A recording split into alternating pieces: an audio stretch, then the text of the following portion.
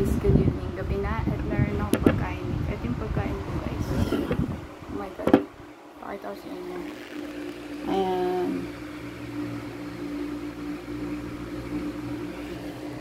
So yan ang pagkain ko guys. Dinner time ko. Para meron lang din ako may upload. So bago ako kakain, magpe-pray muna ako. Pag-pray ko muna yung biyaya na binigay ng Panginoon sa akin. Sa araw-araw at umupusan na kaya ang magbibigay ng pag-ilap at ang anak ko. In Jesus' name, amen. Thank you so much. Ayan. So, guys, mabilisan lang to kasi kailangan ko rin pakainin yung mga bata. So, ito yung pagkain ko. Tomato, capsicum, na meron siyang meat, and vegetables na ano. Ayan.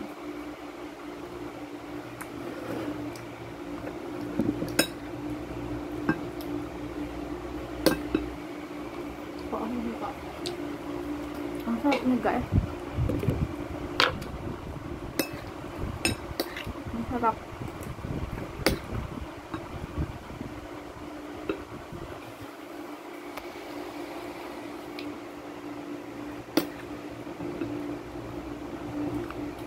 May kukwento pala ako sa inyo.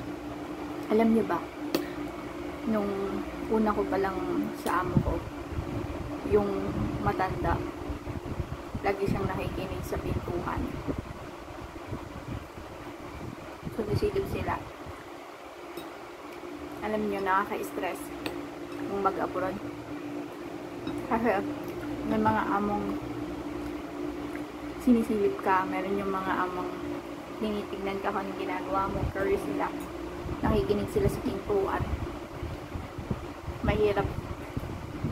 Kaya ako, tulad nga lagi kong sinasabi, ayoko yung anak kong mag-abroad kasi ayoko maranasan yung naranasan ko, kasi yung mga naranasan ko dito sa abroad hindi maganda.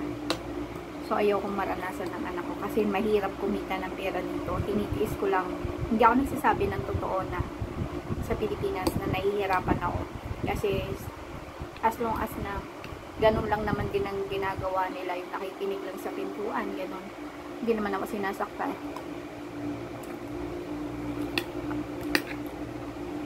Kaya kahit saktan ako,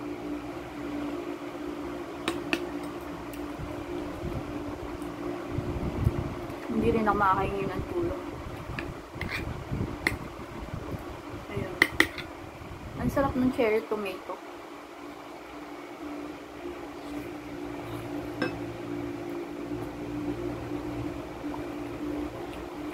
Sobrang saya ko.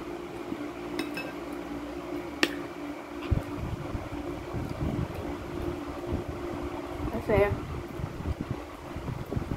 sa kabilang bahay, nakakakuha ako ng mga vegetables na ano, pwede pang kainin. Libre.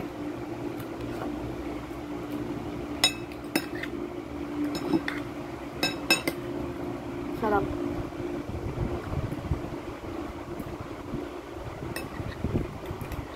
Ayun.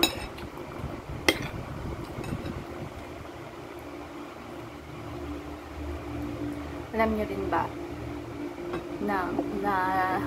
na yung amo mo na tamang hinala sila.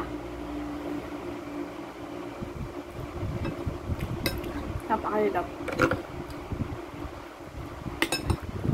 Halos lahat ng amo tamang hinala. Bawal dito mag-short, bawal ng ganito, ganyan.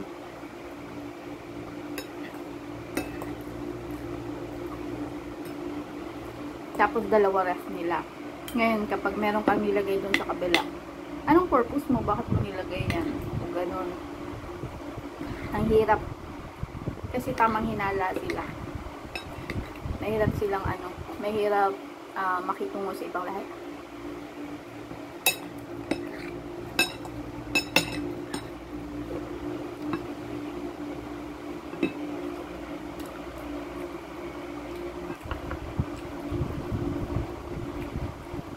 Half guys. Dito kailangan magtiis. Kailangan makisama. Kahit Pag alam mong mahirap ka sa Pilipinas, titiisin mo lahat.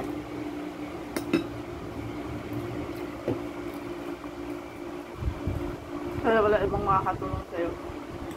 Kundi sarili mo lang. Saka ang Panginoon din lang. Mahirap kaya dito.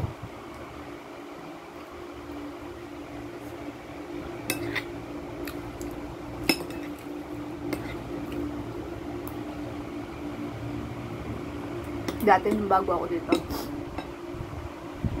kumakain ako sa loob ng CR kasi nagugutom na ako.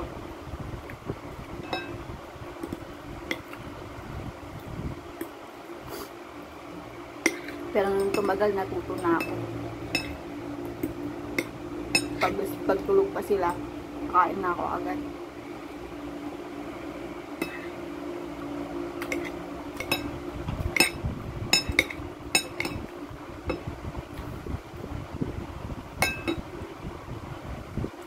Minsan, lalagyan ako ng biskwit dito sa sa bulsa.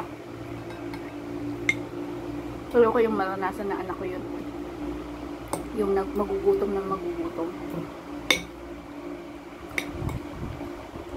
Ayoko siyang umiyak ng gabi-gabi pag sakaling siya yung nag-abroad. Ayoko siyang maging iiyak siya na gabi-gabi na bakit ganun yung naging kapalaran niya. Kung bakit hindi ako nagsikap, ganun. Ayokong mangyari yung sa kanya. Kaya ako agad maaari titiisin ko yung paghihirap dito sa abroad. Mabigyan lang siya ng ganang kinabukasan.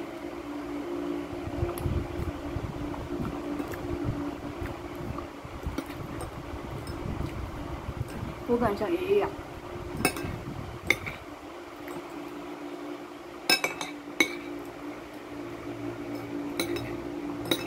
Sarap.